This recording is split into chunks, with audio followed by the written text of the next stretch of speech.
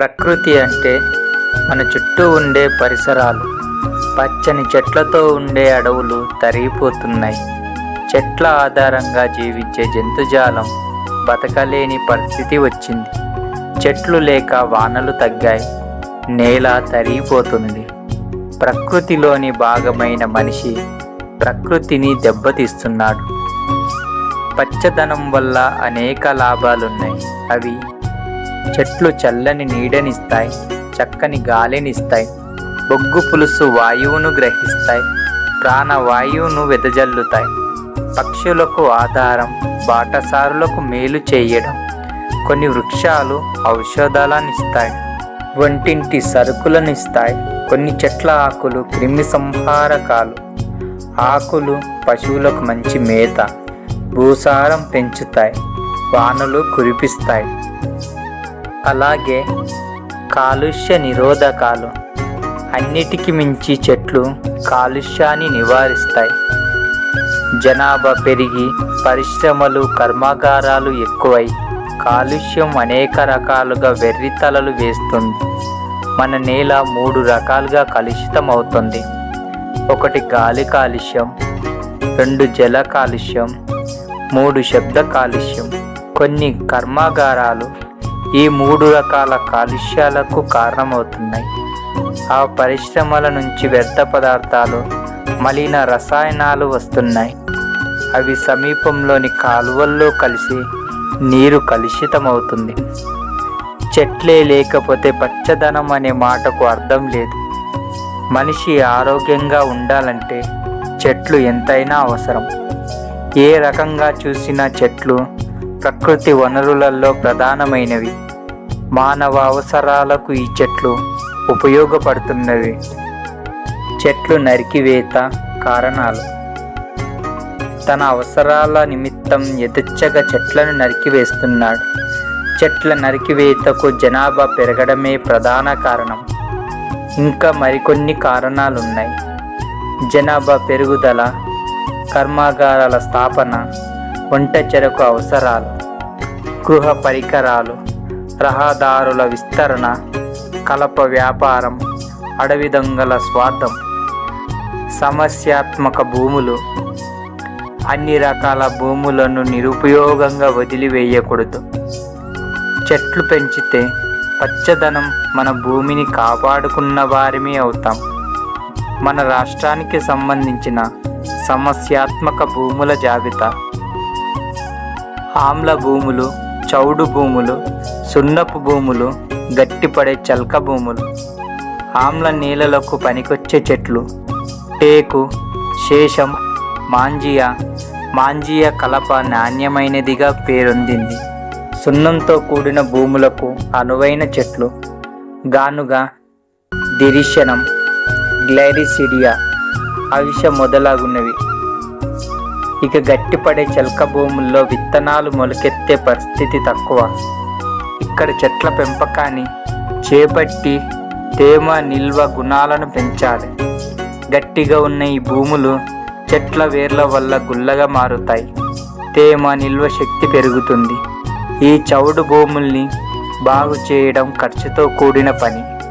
ఈ చెట్లను నేలలో పెంచితే చౌడు శాతం తగ్గి సాగు భూములుగా మారుతాయి. ఇక్కడ మొక్కలు పెంచే ముందు 2x2 సైజు గుంతలు తవ్వి ఆ మట్టిని తొలగించి వేరే ప్రాంతపు మట్టిని దానిలో నింపాలి. జిప్సం కలపాలి. చౌడు భూముల్లో బాగా పెరిగే కొన్ని రకాల చెట్లు, ఫలాలు, అడవి జాతి చెట్లు: ఉసిరి, మారేడు, ఇప్ప, వాకాయ, సరుగు, యూకలిప్టస్. సిస్సు వృక్షాలు, సుబాబుల్ చెట్లు, కానుగ. పొలం గట్లపై టేకు చెట్లు. ఒకప్పుడు పొలంలో తుమ్మ చెట్లను ఎక్కువగా ఉండేవి. ఇప్పుడు అవి కనుమరుగవుతున్నాయి. అయితే పచ్చదనాన్ని పరిరక్షించాల్సిన బాధ్యత రైతులదే. అటు పచ్చదనం, ఇటు లాభాలు ఇచ్చేది టేకు చెట్లు కాబట్టి వాటిని పొలం గట్లపై పెంచితే మంచిది. ఆగ్రోఫారెస్ట్. మెట్ట సేద్యానికి ప్రత్యామ్నాయంగా వచ్చిందే ఆగ్రోఫారెస్ట్. పంటను చెట్లతో కలిపి సాగు చేయడం అన్నమాట. పంటలతో పాటు చెట్లు పెంపకాన్ని చేపట్టడమే ఆగ్రో ఫారెస్ట్రీ. ఇందుకు అనువైన చెట్లను ఎంపిక చేసుకోవాలి. అటవీ వ్యవసాయం నేల కోతను ఆపేదిగా ఉండాలి. వంట చెరుకు, పశుగ్రాసం, పచ్చిరొట్ట, గుంజలు అటవీ వ్యవసాయం వల్ల లభిస్తాయి. కట్లపై నాటిన మొక్కలు వాటి వేళ్ళ ఆధారంగా నీటి కోత నుంచి నేలను కాపాడుతాయి. లెగ్యూమ్ జాతి మొక్కలనే తీసుకుందాం. అవి గాలిలోని నత్రజనిని నేలలో స్థాపించే శక్తి కలిగి ఉంటాయి.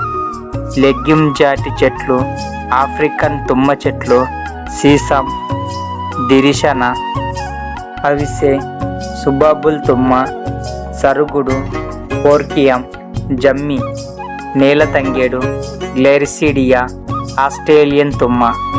ఇతర చెట్లు వేప, తురక వేప, మల్బరీ, టేకు, నీలగిరి, పెద్ద మామ, బురుగుదూది, సిల్వర్ ఓక్. పండ్ల చెట్లు రేగు, చింత, ఉసిరి, కుంకుడు, జామ. కరివేపాకు, సీతాఫలం, నేరేడు, జీడి మామిడి, మామిడి, మునగ. రైతులకు వీటి యాజమాన్యం పద్ధతులు తెలిసి ఉండాలి, లేకపోతే పంటల దిగుబడి మందగిస్తుంది. చాలా రకాల చెట్లను అప్పుడప్పుడు వాటి కొమ్మలను, షికారులను కొట్టివేస్తుండాలి, లేకపోతే ఆ నీడ పంటపై పడి దిగుబడి తగ్గుతుంది. థాంగ్యా విధానం ఖాళీ భూముల్లో చెట్లను పెంచి అవి నాటిన మొదటి 3 ఏళ్లలో చెట్ల మధ్య పంటలు వేయడమే థాంగ్యా విధానం. అగ్రి సిల్వికల్చర్ గాలిలో నత్రజనిని నేలలో స్థాపించే చెట్ల మధ్య పంటలను ఇతర పంటలుగా సాగు చేయడమే సిల్వికల్చర్. ఈ పంటలు పండించేటప్పుడు గట్ల మీద లెగ్యూమ్ జాతి చెట్లను కూడా నాటుకోవచ్చు. లేసాగు ఈ పద్ధతిలో పశుగ్రాసాన్ని ఇచ్చే చెట్ల కింద గడ్డి, లెగ్యూమ్ జాతి పంటలను పెంచుతారు. నేలకు సారం ఇస్తుంది. 3 ఏళ్ల తర్వాత దీన్ని దున్ని వేరే పంటలు వేసుకోవచ్చు. ఉదాహరణకు 2-3 ఏళ్ల వయసున్న సీసం చెట్ల మధ్య ఏం చేస్తారంటే స్టైలో లెగ్యూమ్ జాతి పశుగ్రాసాన్నిచ్చే పంటను స్ట్రిప్స్లో 3 ఏళ్లు పెంచుతారు. తర్వాత 2 ఏళ్లకు స్ట్రిప్స్ను దొక్కిలో దున్ని ఆముదం, పొద్దుతిరుగుడు సాగు చేయవచ్చు. పరిశుభ్రత పచ్చదనంలో భాగంగా చెట్ల పెంపకాన్ని ఏ విధంగా చేపట్టాలో తెలుసుకున్నాం కదా. ఇప్పుడు పరిశుభ్రత గురించి చూద్దాం. గృహ అవసరాలు పెరిగి, పరిశ్రమల ఉత్పత్తి పెరిగి మనం నివసించే పరిసరాలు అపరిశుభ్రంగా తయారయ్యాయి. మురుగునీరు, చెత్త చెదారం, విష రసాయనాలు ఈ 3 పరిశుభ్రతకు పెను సవాల్గా తయారయ్యాయి. రకరకాల రోగాలను వ్యాప్తి చేస్తున్నాయి. కనుక ప్రతి వ్యక్తి తన ఇంటి చుట్టూ పక్కల మురుగునీరు నిల్వ ఉంచరాదు. చెత్త చెదారాన్ని కుండీలలోనే వెయ్యాలి. పచ్చదనంతో పాటు పరిశుభ్రతను ఎప్పుడు కాపాడుకుంటామో అప్పుడే మనం ఆరోగ్యవంతంగా ఉండగలం. అందుకే మనం మొక్కలు నాటి అందాన్ని తీసుకురావాలి.